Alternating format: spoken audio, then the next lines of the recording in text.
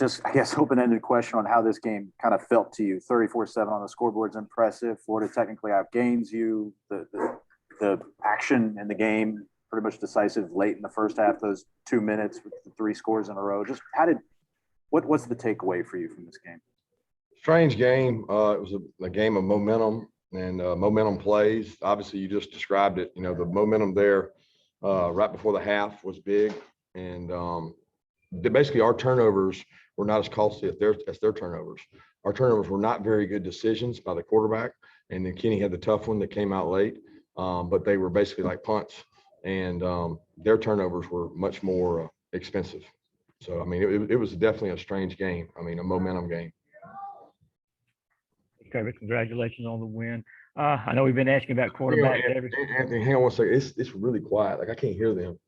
I can barely hear what they're saying. I'm almost having to read their lips. Yeah, it's all the way up. All right, try again, Anthony. It's loud. Now, Coach, it's better. Yeah, it's better. Awesome. Yes. No, I know we asked about the quarterbacks, all the time, but just kind of talk about what kind of, what went into your decision this week, working JT, working Stetson, and what was ultimately the reason for the call to go with Stat? Ultimately, the reason was continuity. Stetson's done a good job. Probably the next biggest thing was that JT had not really been in practice as much as Stetson going back to last week. So we went with a guy that's been practicing the most and been out there the most. JT felt good last week, and then he took, quite a few reps this week. But at the end of the day, we went with a guy that we think had the most continuity, and we thought we were playing well offensively. Let's go to Chip Towers and then Jake Rowe. Yeah, following up on that, Coach, just was there any did you go into this game thinking that JT would or could play? I mean, obviously Stetson himself said he didn't feel like he played very well, and I don't know if was there any consideration of bringing JT in, or could he if you needed him?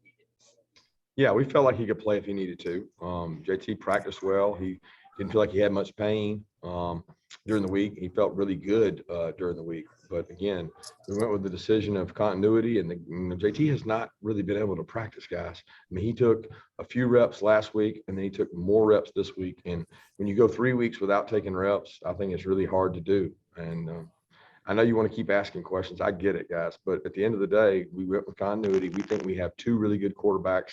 And I'm very pleased with both guys. I'm really pleased with the way JT handled things today. He was over there helping Stetson the entire time, making calls and communicating with the receivers.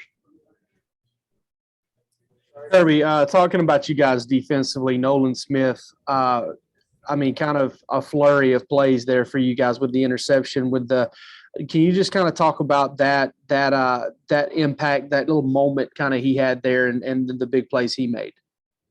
Yeah, he's one of our emotional leaders on the team. He practices really hard. I think what he does every day is works hard, and I'm really pleased that he got the results. Coach Lanning, Coach Schumann, and all our coaches stress so much about getting turnovers, and Nolan's one of the main ones that's always trying to get that. He ripped that ball out. That was probably the play of the game because he was running for a first down coming out. They had schemed up a really good play, quarterback power, and the pile was moving forward.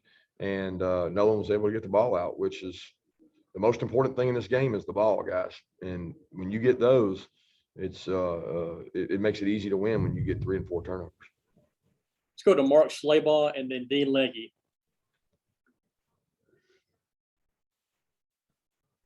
Mark, are you with us? Okay, Dean, go ahead, please. Oh, there he is. Mark, go ahead. You're on mute. Nah, I got you. Kirby, can you just talk about Trayvon Walker as well? Had a couple of big plays right there at the end of the half. Just the mentality of your defense of not quitting on plays. Yeah, they play hard. They take a lot of pride in their performance. Florida did a good job, guys. They nickel and dimed us. They had long drives, not as explosive as they've been against us in the past, but they were very methodical in managing third downs. And that's been a very consistent theme is get to manageable third down, use 4 downs against this defense, quarterback run to get some yardage and things. And I thought they did a good job doing that. But we held them in the red area. We forced field goals. They missed some field goals and then the turnovers. But Trayvon's a leader, man. He's like Nolan. He practices so hard. It's so important to him. A lot of pride on this team's entire team, but especially on the defense too. Kirby, can you discuss the post-game celebration, like the emotion of you, the players, the fans, and why is this game so important to Georgia? Well, you put so much into the game, it's like if you can't enjoy these moments, well, why do we do it?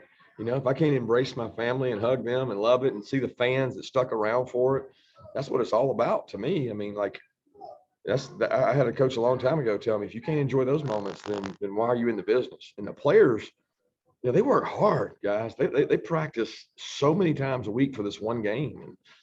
And I want them to enjoy it. I want them to see the emotion of it. It doesn't matter to me that it's Florida. It matters to me that it's our team and they won.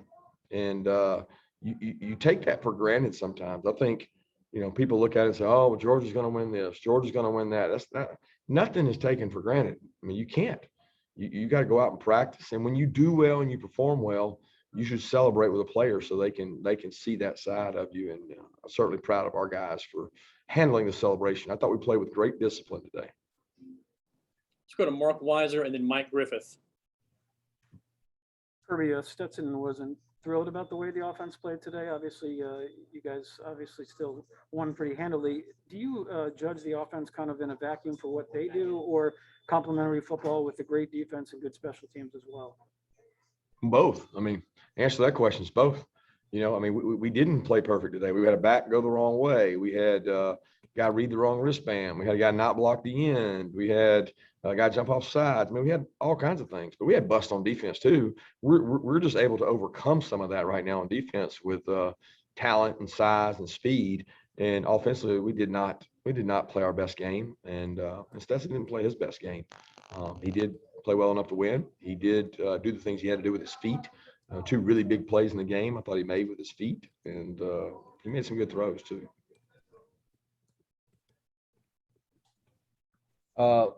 Hey, Kirby, that Nakobe Dean pick six, did that come out of the film room pregame? I mean, he was running full stride when he broke on that 1 and 2. We saw you have a conversation with Keely Ringo. Can you elaborate on, was that one of the break busts on defense? No, Keely was actually right. Keely did the right thing. Keely had smash rules. So when they run a smash, he doesn't take it. He takes the next guy, and he did the right thing. He just didn't respond the right way to it and was upset at the guy that did wrong. And I'm not going to let him get on other players. It's our coach's job to do that. And Keely's great. He handles criticism well, and he understands he did the right thing. He just handled it the wrong way. But he's very smart. He's going to be a good football player. He made some good plays today. Nakobe has worked really hard on his coverage out in space, and I was glad to see him get that one. Quarterback probably wasn't supposed to throw it there, but it was off coverage and he fired it out there. And Nakobe broke on it and was probably the play of the game there that kind of broke the momentum. Let's go to Stuart Steele and then Mark Long from the Associated Press. Hey, Kirby, in the lead up to this game, you and the players talked a lot about limiting Florida's explosive plays. How did you feel you did on that front? I don't know. I don't know how many they had. I feel like it was nowhere close to what they had last year, but they still hit some. And, they do a good job. They got good football players, good scheme. Our goal is to not give up those explosives. We gave up a few probably. A couple of the big plays in the game were in the red area when we made stops and they ran the trick play with the double pass. Chris made a big play. I mean, there were several plays that stood out to me that prevented big plays. And that was probably the difference in the game outside of the turnovers. Kirby, you downplayed maybe last year's results earlier this week. Nolan made it pretty clear what happened last year was personal. Did you get a real sense that those guys took a lot of pride in how that defense performed last year and weren't going to let it happen again? There's a lot of pride on the defense regardless. We didn't perform well last year. We didn't. That wasn't all the players' fault. That was my fault. That was a lot of our coaches' fault. So, but it really wasn't about that this year for our guys. I didn't feel like. I can't tell you what Nolan said. That's Nolan's personal opinion. For me, it wasn't about that. It was a different team, different style of team. We're a different team. I just don't look at last year. I look at it as what do we got to do this year to win, and let's go execute that and do it. Let's go to Steve Hummer and then Jed May. Yeah, Kirby, I know you all, emphasize taking the ball away all the time, but have you done any particular extra work on that in the last few weeks after kind of expressing you wanted more of that? And how did the team respond to it?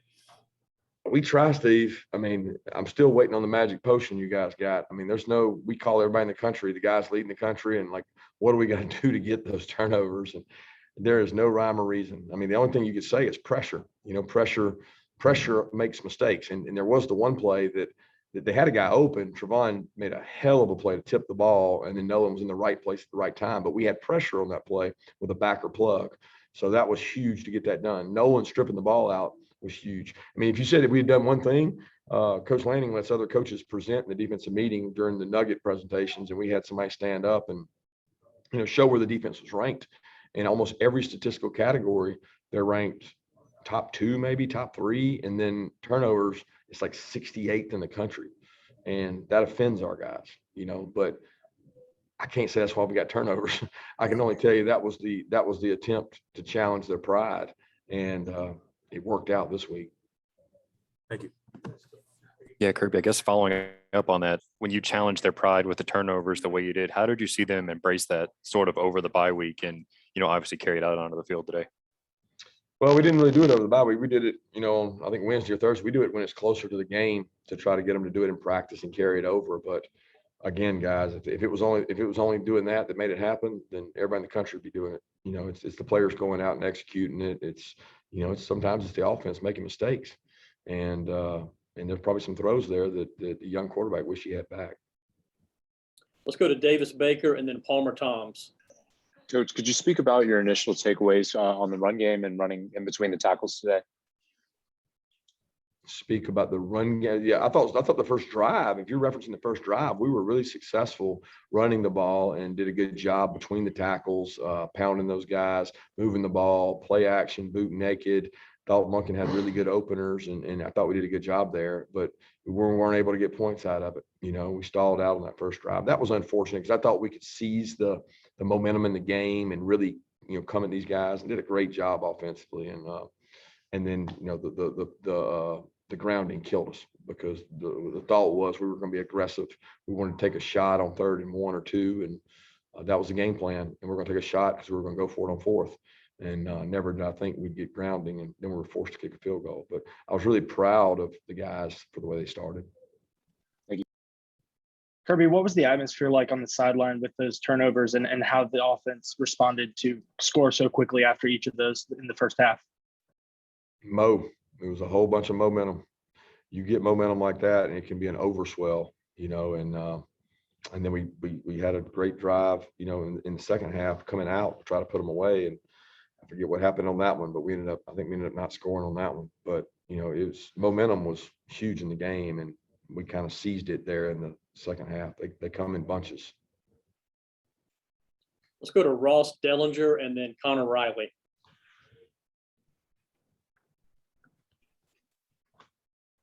Hey, Kirby, can you just speak to the, I know you've talked about it a little before already, but the late in the first half and how consequential that was going into halftime?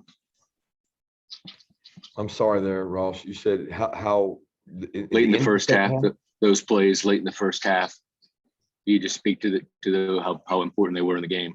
Well, I mean, they were huge, right? The momentum of the game was, I felt like we were controlling the game because we were able to run the ball. We had moved the ball. We just didn't have points to show for it. And I told our team that discipline and aggression would win the game. We had to be aggressive. We're not running around here, thinking that we're playing scared. We're aggressive. We're coming after you, and we're disciplined. Well, discipline takes patience, and you have to be patient to have good discipline. We had to keep doing what we were doing. It wasn't going to just happen right away. We're going to just run away with the game. That's not how games work. You get everybody's best shot when you're in the position that we are. And I thought that once it happened, it snapped. That our discipline and our patience showed up with turnover after turnover after turnover, and the offense cashed them in. Hey, Kirby, recruiting something you obviously value, and you seem to do pretty well at it with all the talent you have. Where does that sort of mindset to always sort of be recruiting come from, and why do you think you have so much success with it? Well, you have to. I mean, guys, if you don't recruit, there's no coach out there that can out-coach recruiting. Okay. I don't care who you are. The best coach to ever play the game better be a good recruiter, because no coaching is going to out coach players. I mean, anybody will tell you our defense is good because they got good players. So spending time on the phone, spending time with people at your house, spending time with people when they come to your campus. I'm not with my family when I'm doing that. My family sacrifices so that I can go and spend time with other people's families so that we have good players. So, that's 25% evaluation. That's 50% recruiting, and another 25% is going to be coaching. But if you don't recruit, guys, you got no chance. Just go look. Look at the best teams out there. They got good football players. And that's the reason I believe in recruiting. And I believe you better always be recruiting. Always be recruiting. Because if you're not, somebody else is. We'll take one final question from Ryan Curley. Kirby, was that an elite defensive performance in your mind with causing multiple turnovers? And why is that? Why wasn't it? Because we gave up 194 maybe passing yards. What was the rushing yards? 161. That's not elite. That's not our standard. Now, you say turnovers. If you want to categorize turnovers as elite, yes, that was elite. If you just want to talk about turnovers, we're trying to play total defense. So we helped ourselves in the turnover category, and we went backwards in some of the, rush, pass, all those statistics. But at the end of the day, did they get in your end zone? When you hold a team under 13 points, I think that's elite. But there was not a total elite standard defense. I really appreciate our fans, though. I really appreciate them coming out. They made a difference in this game. And in a game that's 50-50, I didn't feel like it was 50-50 today. So thanks, fans, and go Dogs.